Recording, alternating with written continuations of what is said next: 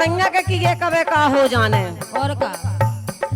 ए जाने कबे रे मारे जाने वो मारिया के नैया ठिकाने जाने कबे रे मारे जाने वो मारिया के नैया ठिकाने जाने कबे रे मारे जाने हमारी के नैया ठिकाने।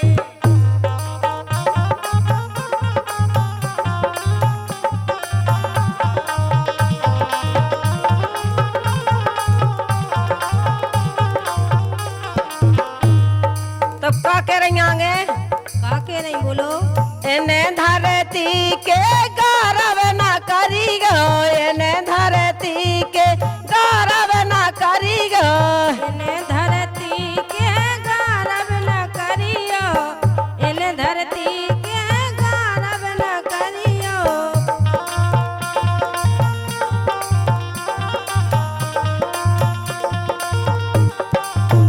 गौरव न करी गो गौरव न करी गो गौरव न करी गो गौरव न करी गो गौरव न करियो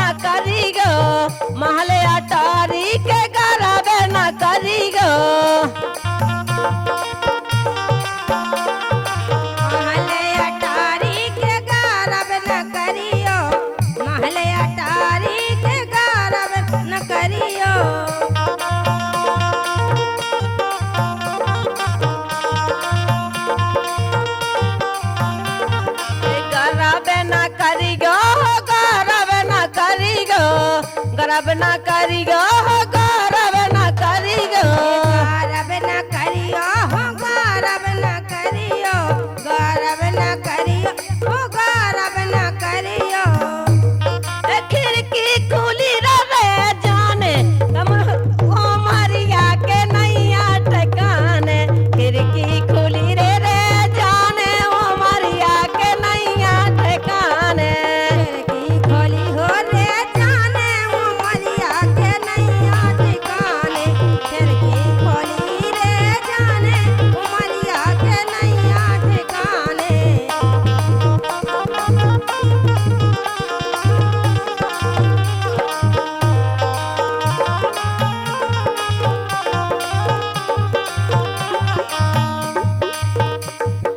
जाने का बेरे मारे जाने वो मरिया के नैया ठिकाने जाने का बेरे मारे जाने वो मरिया के नैया ठिकाने जाने कवे हो मर जाने वो मरिया के नैया ठिकाने जाने कवे रे मर जाने वो मरिया के नैया ठिकाने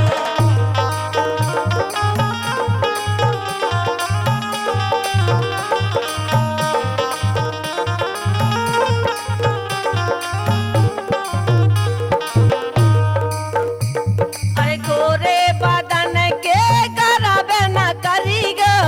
गोरे बदन के गरब न करिगो गोरे बदन के गौरव न करियो गोरे बदन के गौरव न करियो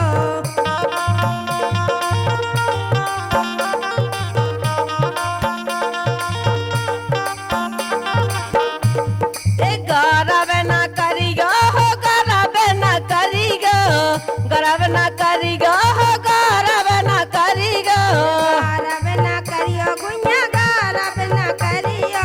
गौरव न करियो हो गौरव न करियो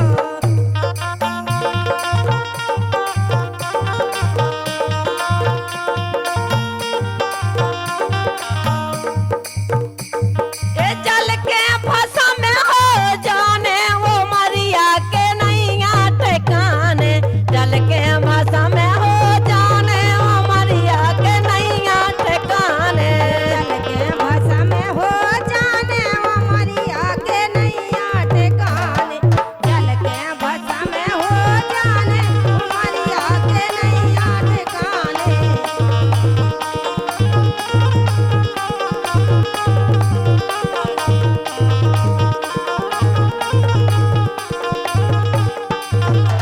ए जाने का बेरे मारे जाने ओ मरिया के नैया ठिकाने जाने का बेरे मारे जाने ओ मरिया के नैया ठिकाने जाने कवे हो मर जाने वो मरिया के नैया ठिकाने जाने कवे रे मर जाने वो मरिया के नैया ठिकाने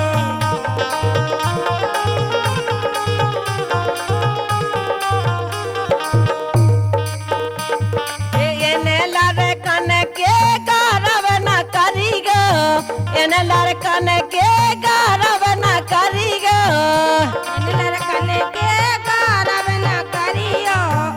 इन लड़कन के गौरव न करियो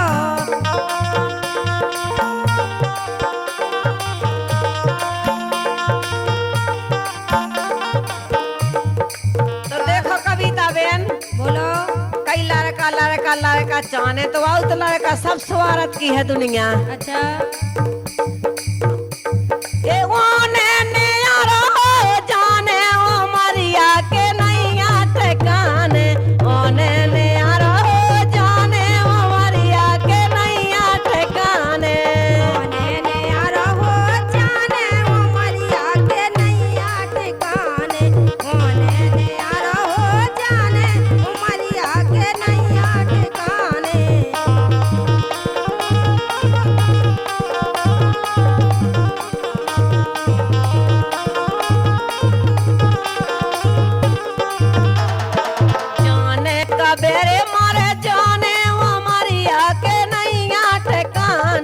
जाने का बेरे मारे जाने ओ मारी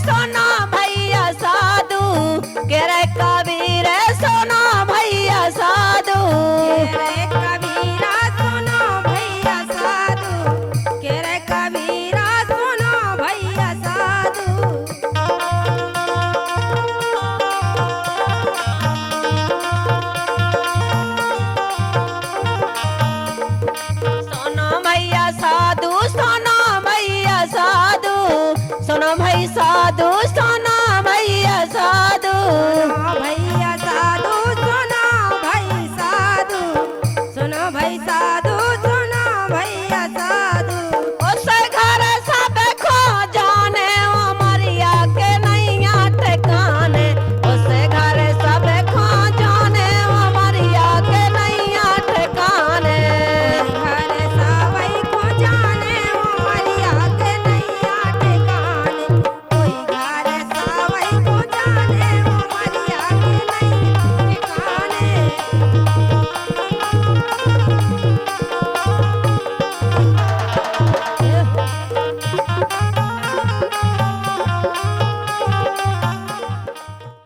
ये गीत संगीत आपकी सेवा में प्रस्तुत किया गया पवन कैसेट पठा टीकमगढ़ के माध्यम से।